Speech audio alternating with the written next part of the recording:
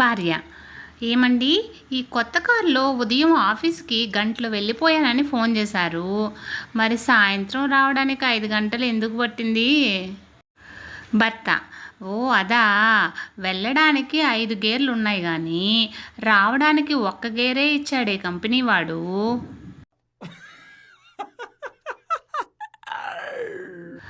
భర్త అనేవాడు రాష్ట్రపతి అయినా, పిఎం అయినా, సీఎం అయినా, చివరికి సుప్రీంకోర్టు జడ్జి అయినా సింపుల్గా మీకేం తెలీదు ఊరుకోండి అని నిర్భయంగా చెప్పగలిగే ఏకైక జీవేనమ్మా భార్య అంటే.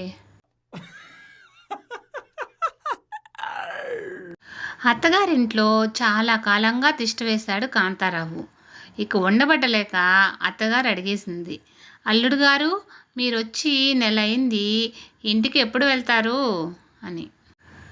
కాంతారావు: అదేంటి, మీ అమ్మాయి మా ఇంట్లో ఇంతకన్నా ఎక్కువే ఉందిగా.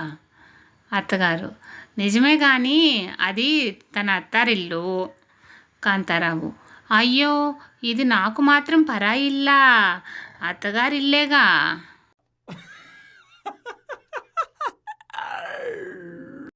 టీచర్: పండు, మీ ఫ్యామిలీ మెంబర్సు పేర్లు ఇంగ్లీష్లో చెప్పు అన్నారు.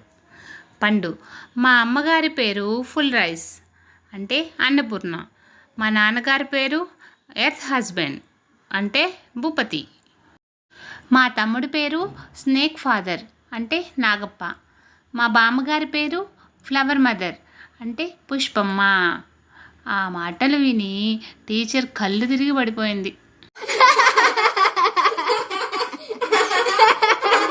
పెళ్ళైన ఆడవాళ్ళ మీటింగ్ జరుగుతూ ఉంది.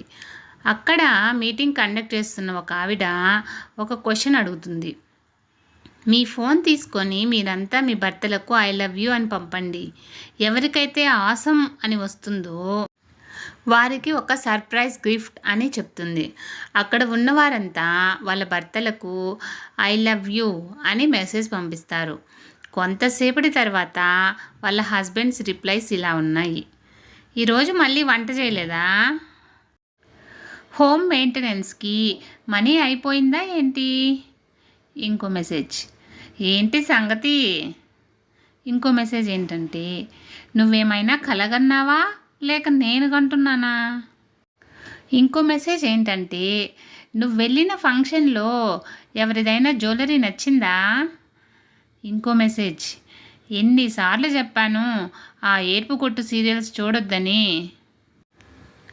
చివరికి ఎవరైతే గిఫ్ట్ గెలుచుకున్నారో వాళ్ళ మెసేజ్ ఏంటంటే, హూ ఈజ్ దిస్?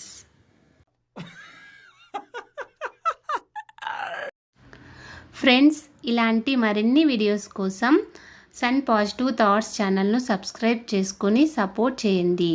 వీడియో నచ్చితే లైక్ చేసి షేర్ చేయండి.